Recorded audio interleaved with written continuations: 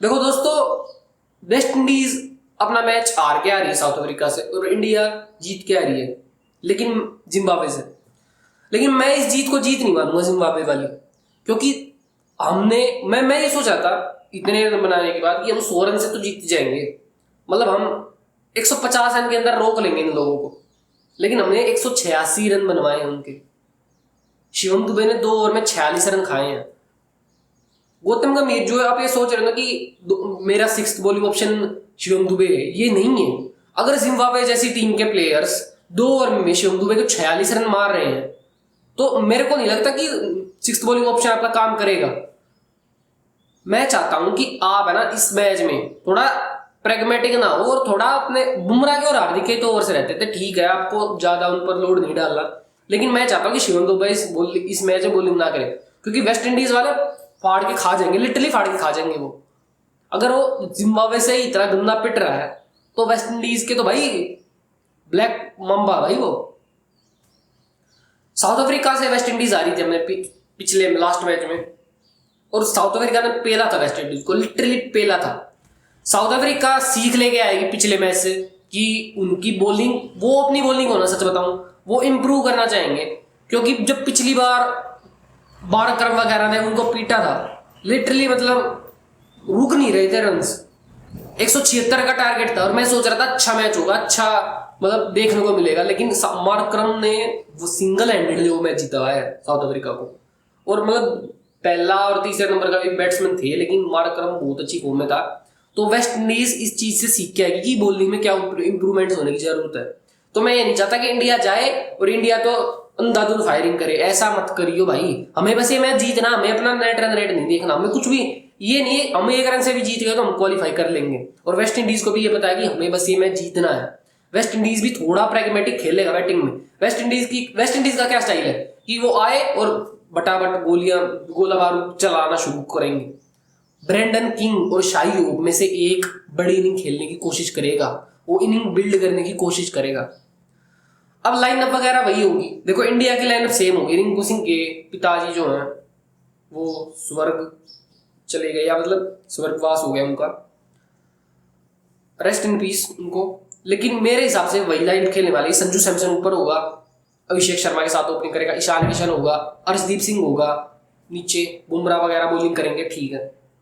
West Indies की मैं जहां तक बात करूं, जो उनका मतलब जो उनकी बैटिंग है ना, खत्म, मतलब वो खत्म कर देंगे हमें लिटरली। उनकी तीसरे नंबर पर Hetmyer, Roman Powell, Rutherford, shepherd, holder, Roston chase, और पहले तो मैंने बोले नहीं है शाही होप और ब्रेंडन किंग। वेस्ट इंडीज के जो सबसे मतलब एक्सप्लोजिव है वो तीसरे से स्टार्ट होते हैं, तीसरे नंबर से। तो थोड़ा दिमाग लगाइयो। मैं गौतम गंभीर को बोलना चाहता हूं ये, आप थोड़ा दिमाग लगाओ। आपको पता है कि उनके ब्रेंडन किंग और शाही होप मारते रन, लेकिन इतने रन नहीं मारते वो।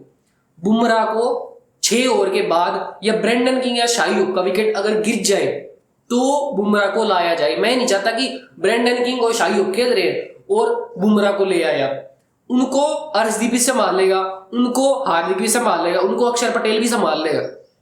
अगर आप पहले ही बुमराह के सारे, बुमराह मेन रहने वाला है। अगर बुमराह की 24 गेंदे छक्के में कन्वर्ट नहीं हो रही है, एक भी अगर बुमराह को एक भी छक्का नहीं लग रहा है इस मैच में, हम इस मैच को जीत रहे हैं, लिटरली जीत रहे हैं। लेकिन अगर आप लोग पहले ही बुमराह को शाही होप के आगे डाल लोगे, पहले ब्रेंडन किंग, देखो ब्रेंडन किंग ठीक है, अच्छा बैट्समैन है, एक्सप्लोसिव बैट्समैन है, लेकिन वो इतना एक्सप्लोसिव नहीं है कि इतना डैमेज कर दे इंडिया को। वो 6 ओवर में ज्यादा से ज्यादा बता रहा हूं 60 रन मार देगा शाही होप के साथ मिलकर। अगर विकेट पड़ता है तो बुमराह को इंट्रोड्यूस कर सकते हो आप कि एटमेयर को रोकना है या पोवल को रोकना है। लेकिन अगर ये दोनों खेल रहे हैं, बुमराह को इंट्रोड्यूस मत करो। बुमराह को 10 से 20 ओवर के बीच में इनिंग के लिए लाओ। 6 ओवर वो अच्छा खेलेंगे, ठीक है, 7 से 10 उनका थोड़ा एक्सेलरेशन से पांव हटेगा। उसके बाद जो उनकी मिडल ऑर्डर है जो उनका, वो एक्सप्लोसिव, बहुत ज्यादा एक्सप्लोसिव हो, तब बुमराह को लाओ। अगर 24 गेंदें उसने अच्छी मतलब कर दी ना, वो करेगा, वो गोटेड बॉलर है, वो उसको आप बाद में इंट्रोड्यूस करो, वो सही बॉलिंग करेगा। वेस्ट इंडीज की स्ट्रेंथ तो हो गई दोस्तों। अब वेस्ट इंडीज की मैं दूसरी स्ट्रेंथ की बात करना, स्ट्रेंथ की बात नहीं, मतलब मैं एक कॉन्टेक्स्ट अलग दिखाना चाहता हूं तुम लोगों को। साउथ अफ्रीका ने लिटरली पेला है वेस्ट इंडीज को, लिटरली पेला है बैटिंग में, अपनी बैटिंग से उनकी बॉलिंग को पेला है। तो वेस्ट इंडीज और ज्यादा तैयार होगी बॉलिंग में। अगर इस बात को तुम ध्यान से सोचो कि इंडिया वाले क्या सोचेंगे कि हाँ हमारी हमारी जो स्ट्रेंथ है, बॉलिंग तो हमारी पिट रही है, बॉलिंग तो हमारी जिम्बाब्वे के खिलाफ भी पिट रही है, लेकिन जो हमारी स्ट्रेंथ है वो ये है कि हम एक्सप्लोसिव बहुत है, हमने तो फ्लैट पिचेस पे बहुत रन मारे हैं। देखो बात क्या है ना, आप लोग है ना कोलकाता में खेलने नहीं हो, दिक्कत ये है। कोलकाता में खेली है वेस्ट इंडीज, कोलकाता ने वेस्ट इंडीज 2 मैचेस खेल लिए, तो उनको पता है क्या माहौल होता है, क्या बाउंड्री, क्या डायमेंशन। हालांकि हम भी वेस्ट इंडीज, हम भी कोलकाता में खेल रहे हैं पहले, लेकिन इस वर्ल्ड कप में एक भी मैच हमारा कलकत्ता में नहीं था। और जब आपको ये पता होता है ना कि हाँ कलकत्ता में ऐसी डायमेंशन है, ऐसा माहौल है जहां चक्के मारने आसान है, तो वेस्ट इंडीज को एडवांटेज होगी। और एक मैच नहीं खेला उन्होंने, 2 मैच खेले हैं कलकत्ता में। तो वेस्ट इंडीज में जो उनका वो है कोच, शायद ब्रेथवेट नहीं है, डैरन सैमी कुछ भी नाम हो, जो भी उनका कोच है, वो खुद एक ऑलराउंडर था और बॉलिंग ऑलराउंडर था। तो जो बॉलिंग में टिप्स देगा कि स्लोअर बॉल डाल दो। देखो जैसे हमने साउथ अफ्रीका को जो मैच हारा था, कैसे हारा वो है मैच हमने, एंगिडी पावर प्ले, मैं पावर प्ले की बात बता रहा हूँ, 6 में से 5 बॉल स्लोअर बॉल्स थी, 5 बॉल, इतना अनप्रेडिक्टेबल था। एक बॉल तो उसकी 110 की थी, मतलब वो ऐसे दिखा रहा था कि मैं तेज फेंकूंगा। तो मिश्रण करो बॉलिंग में। अगर साउथ अफ्रीका ही, देखो साउथ अफ्रीका तो अच्छी टीम है, मैं कुछ बोलना नहीं चाहता, लेकिन साउथ अफ्रीका की अगर बॉलिंग के आगे हम उनकी बॉलिंग को प्रेडिक्ट नहीं कर पा रहे। और मैं इस मैच में यही चाहता हूं कि वेस्ट इंडीज हमारी बॉलिंग को प्रेडिक्ट ना कर पाए, और वेस्ट इंडीज भी ये पूरी कोशिश करेगी कि इंडिया हमारी बॉलिंग को प्रेडिक्ट ना कर पाए। ड्वेन ब्रावो जैसे स्पेल्स कि मतलब एक्शन तो उसका ड्वेन ब्रावो का या जिसका भी, जैसे एंगिडी का एक्शन तो ऐसा होता है कि बहुत एकदम से बॉल आने वाली है, लेकिन बॉल आती आराम से है, और जब एक्सपेक्ट कर रहे हो आपकी तेज बॉल आएगी तो बॉल आती स्लो है। या मतलब इसका वाइस वर्सा भी हो सकता है कि अगर आप एक्सपेक्ट करोगे बॉल आराम से आने वाली है तो बॉल तेज आती है। तो अनप्रेडिक्टेबिलिटी होनी चाहिए बॉलिंग में।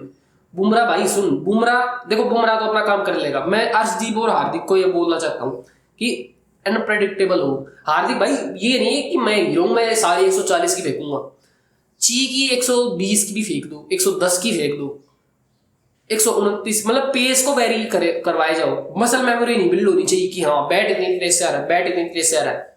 बैट को मतलब बैट फ्लो जो है ना उनका डिस्टर्ब होना चाहिए कि एक बॉल अगर 110 की आ रही है ना तो उनको वेट करना पड़ रहा है, लेकिन अगली बॉल योर आ रही है 140 की। तो मैं चाहता हूँ कि वेट करना पड़े, हमारे अनप्रेडिक्टेबल हो बॉलिंग में। और हमारे बैट्समैन, अब मैं आता हूँ अपनी बैटिंग पे, हमने उनकी बैटिंग डिस्कस कर ली, बहुत एक्सप्लोसिव है, लेकिन हमारी बॉलिंग अच्छी होनी चाहिए। अब मैं आता हूँ अपनी बैटिंग पे।